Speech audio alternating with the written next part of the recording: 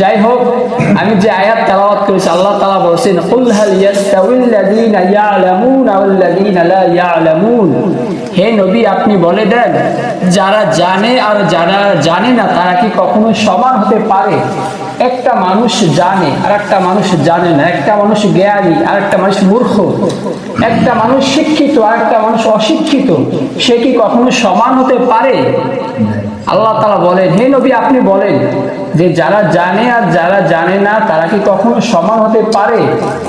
আল্লাহ তারপরে বলেন কুল হাল ইয়াস্তাউল্লাযীনা ইয়ালামুন ওয়াল্লাযীনা লা ইয়ালামুন। না, কখনোই না, তারা কখনোই সমান হতে পারে না।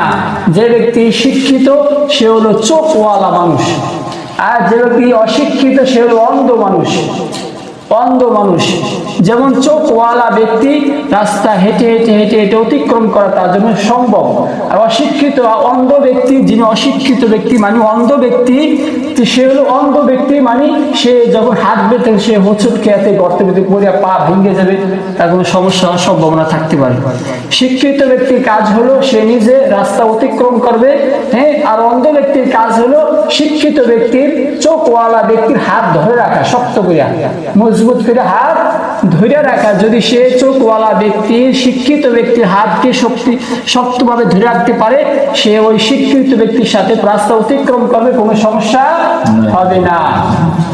একটা মানুষ রাস্তা দিয়ে অতিক্রম করতেছে, সে তার হাতে লাইট আছে, টর্চ লাইট আছে, রাস্তার ভিতরে একজন কাদা আছে, পায়খানা আছে, সে টর্চ লাইট মাইটা দেখবে যে এখানে কি কাদা আছে না পায়খানা আছে না কি আছে, যে দেখে পাশ কাটে সে অতিক্রম করে চলে যাবে। হ্যাঁ, আর একটা ব্যক্তির হাতে কি নাই, টর্চ লাইট নাই, ওই ব্যক্তি যখন রাস্তা অতিক্রম করবে তখন সে ওই ময়লার ভিতরে পা ফইরা, পায়খানার ভিতরে পা ফইরা, গর্তের ভিতরে পা ফইরা, সে ময়লা পায়ে লাগলো, পায়ে লাগলো কি, তো পায়ের সাথে সে হাত দিয়ে লাড়া দিল, তো লাগলো হাতে, নিল নাকের দ্বারা গন্ধকায় কিসের লাগলো নাকে।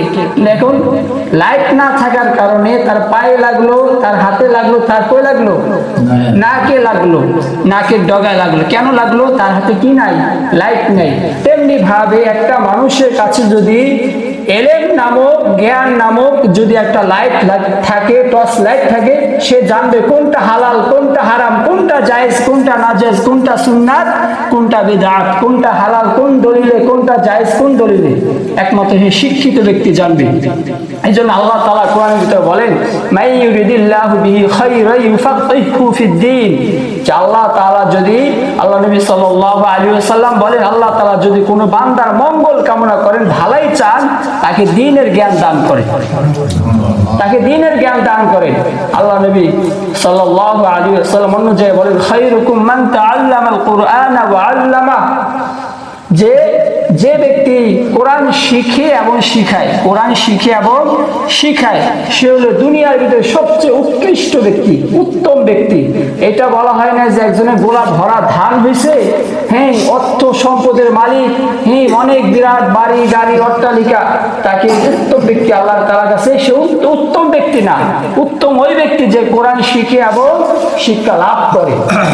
আবি আব্দুল্লাহ উনদুরুসি রাহমাতুল্লাহ আলাইহি, হাজী আমদাদুল্লাহ মুহাজির মুফতি রাহমাতুল্লাহ আলাইহি যখন কাফিয়া জামাতে পড়াশোনা করেন, তখন হঠাৎ করে তার মনের ভিতরে জ্বালা যন্ত্রণা শুরু হয়ে গেছে। আমি যে আল্লাহ আল্লাহ প্রতিদিন আল্লাহ আল্লাহ বলতেছি, আল্লাহকে আমি কি আল্লাহকে চিনতে চাই, আল্লাহকে দেখতে চাই আমি। তখন সে হঠাৎ করে ক্লাস থেকে দৌড় দিয়া বের হয়ে গেছে যে আল্লাহ পাগল হয়ে গেছে, আমি আল্লাহকে দেখবো, আল্লাহকে চাই।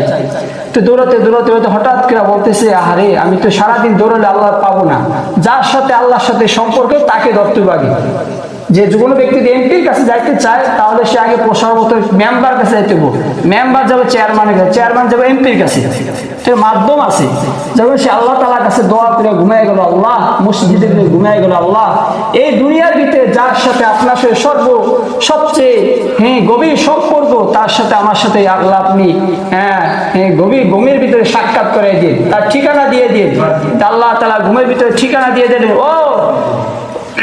ও হাজী আমদাদুল্লাহ মুহাজির মক্কি, তুমি ওই ব্যক্তির কাছে যাও, যাই তুমি আমাকে পাইবা। ঘুমের ঘুম ভেঙে গেল। ঘুম ভাঙ্গার পরে যখন সে উঠা ওই ঠিকানা মতো গেল, আল্লাহ তাআলা এখান থেকে বললা ওখান থেকে কলিং বেল চাপ দিয়ে দিছে। ওই ব্যক্তি কি বলছে যে আমার এক বান্দা আসতেছে এমদাদুল্লাহ, তুমি এমদাদুল্লাহকে নিয়ে সকালে নাস্তা করবা। তো ওখানে যখন গেল ওই ব্যক্তি, ওই হুজুর, মাদ্রাসা শিক্ষক হুজুর, উনি দাঁড়ায় আছে। এমদাদুল্লাহ আমার কাছে আসতে তোমার তো দেরি হলো কা? তখন ওই এমদাদুল্লাহ বললো, আল্লাহ আমাকে তো কোন সময় দেখে নাই, জানে না, শুনে না, আমি এক এলাকার, ওই উনি এক এলাকা, অন্য এলাকার, কিভাবে জানলো শুনে উনি আমাকে? যখন কয়েকদিন যাতায়াত করলো, যাতায়াত করার পর হুজুরের সবক দেয়, বাবা তুমি, হুজুর আমি আল্লাহ সেই দোয়া করছিলাম, হ্যাঁ আচ্ছা ঠিক আছে, আমি তোমার কিছু মাধ্যম বাতলে দিই, কিছু বড়া দিই, সবক দিই, তুমি এভাবে আদায় করো, তুমি আল্লাহকে পেয়ে যাইবা। কিছুদিন যাওয়ার পরে হুজুর আমি যে দোয়া করছিলাম, আপনি দেখে একটা ভাঙ্গা সূরা মাদ্রাসার ভিতরে আল্লাহ কোরআন পড়াইতেছে, আমার দোয়া মানে কবুল হয়নি।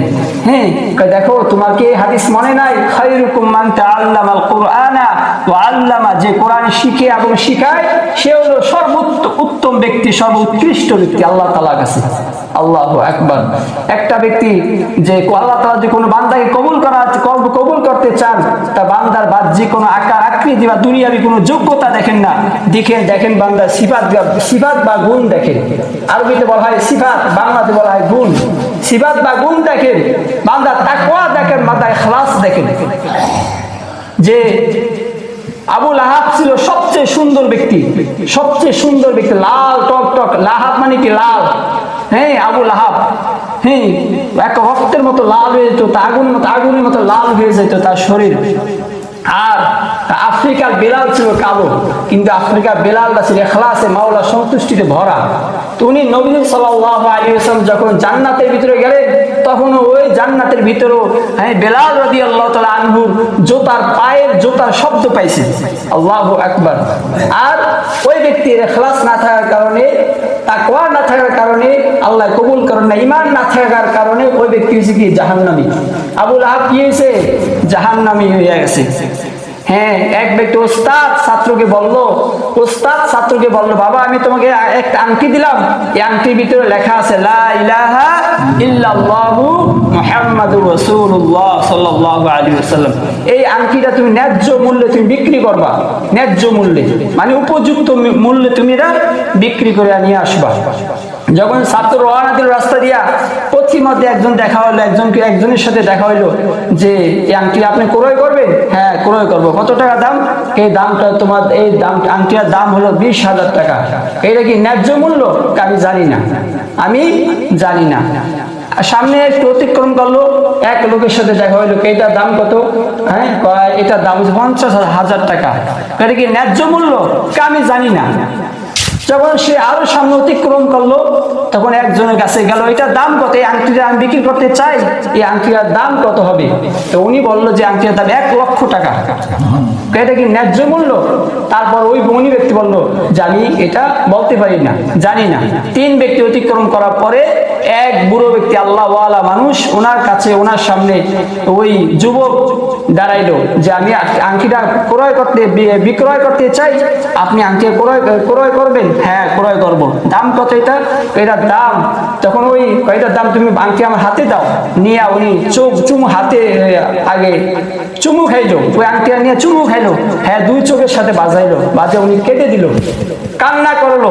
কারণ বাবা এই আংটির দাম 7 তবক আসমান আর 7 তবক জমিন যদি এক পাল্লা রাখা হয়, আর এই আংটির যদি এক পাল্লা রাখা হয়, এই আংটির মূল্য হবে না, মূল্য পরিশোধ হবে না।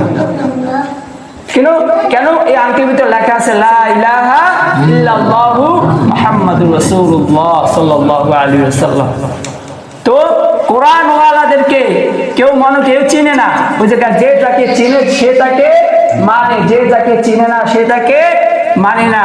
কেউ কাছে যারা কোরআনে হক্কানি হাফেজ, হক্কানি আলেম, হক্কানি কারি, তাদের কাছে কোরআনের মূল্য হয়েছে ওই প্রথম ব্যক্তির মতন সম্মান করে না বুঝিয়া। আরেকজন মনে করে 50 টাকা, কেউ কাছে 50 টাকা, কেউ কাছে 100 টাকা, কেউ কাছে 5 পয়সাও না। যে জানে সে কিনে।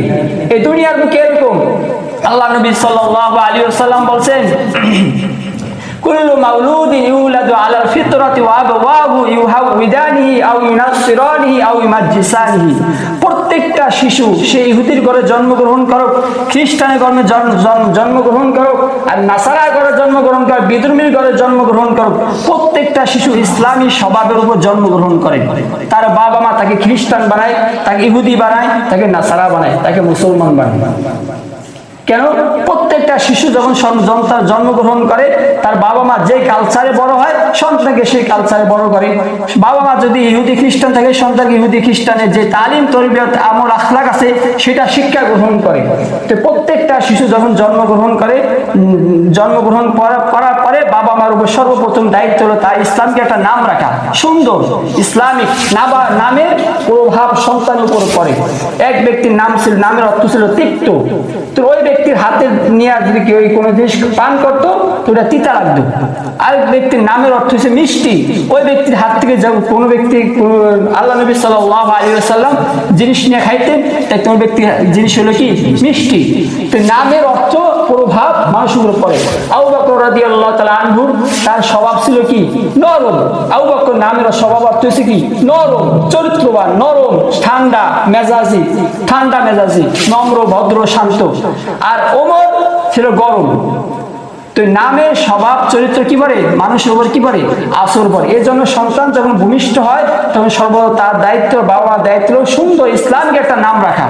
দ্বিতীয় নাম্বার হয়েছে বা সন্তানকে ধর্মীয় শিক্ষা শেখানো, যে মাসালা মাসাইল যেগুলো শিখার কারণে সন্তানরা শরীয়তের উপরে নামাজ, রোজা, হজ, যাকাত, নামাজ, কালাম, হালাল হারাম জানতে পারবে। সন্তান হালাল হারাম জায়েজ না জায়েজ শিখতে পাবে। মাসালা মাসাইল, নামাজের মাসালা, ওযুর মাসালা, গোসল মাসালা, খাওয়া দাওয়ার হালাল হারাম এগুলো জানতে পাবে। এতটুকু শিক্ষা বাবা মার উপর দেওয়া ফরজ সন্তানের। সন্তান এতটুকু শিক্ষা দিতে হবে, না দিলে কাল কিয়ামত যখন সন্তান নামাজ পড়বে না, হালাল বুঝবে না, হারাম বুঝবে না, অন্যায় অপরাধ কিছু বুঝবে না, ওই যে ছোটবেলায় শিক্ষা দেয় না।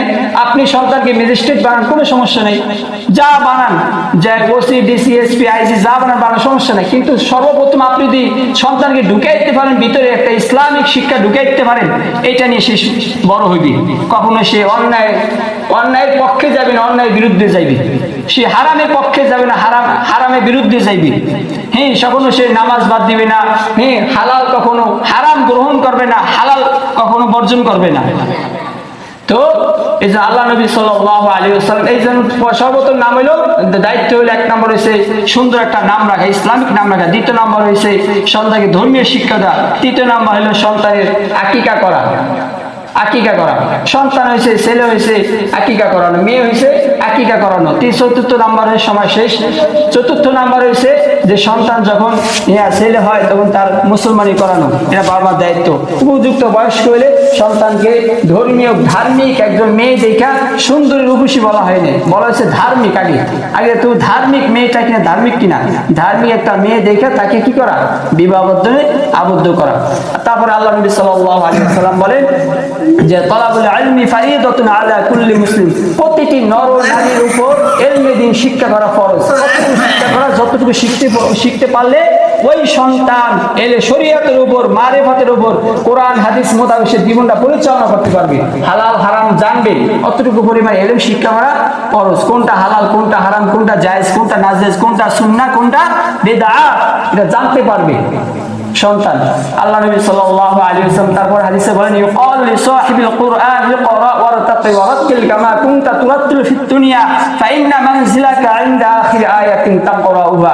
কাল কিয়ামতের ময়দানে আল্লাহ পাক রব্বুল আলামিন বলবেন, হে কোরআন ওয়ালা, তুমি কোরআন তেলাওয়াত করো আর 6666 তালা তুমি অর্জন করো, লাভ করো। এই 6666 তালা তোমার। কোরআন শরীফের ভিতরে 6666টা আয়াত আছে, 104 খানা সূরা আছে, 30টা পারা আছে। তো একজন কোরআন ওয়ালাকে আল্লাহ তাআলা এটা দান করবেন। আর কাল কিয়ামতের ময়দানে তার বাবা মার মাথা কি দিবেন, নূরের মুকুট পরাবে, যার আলো সূর্যের আলো চাইতেও বেশি হবে। আল্লাহু আকবার। নূরের মুকুট পরানো হবে সম্মানার্থে। তারপর আল্লাহ নবী সাল্লাল্লাহু আলাইহি ওয়াসাল্লাম বলেন, ইন্নাল্লাযী লাইসা ফি জাওফিহি শাইউম মিনাল কুরআন কাল বাইতিল খারিব, যে ব্যক্তির অন্তরের ভিতরে কোরআনের বিন্দু মাত্র অংশ নাই, ওই ঘরটা হচ্ছে বিরান ঘর সমতুল্য। বিরান ঘর মানে কাকে বলে? যেই ঘরে মানুষ বসবাস করে না, জিন ভূত ফেতনি শয়তান বসবাস করে, ওইটাকে বলা হয় বিরান ঘর।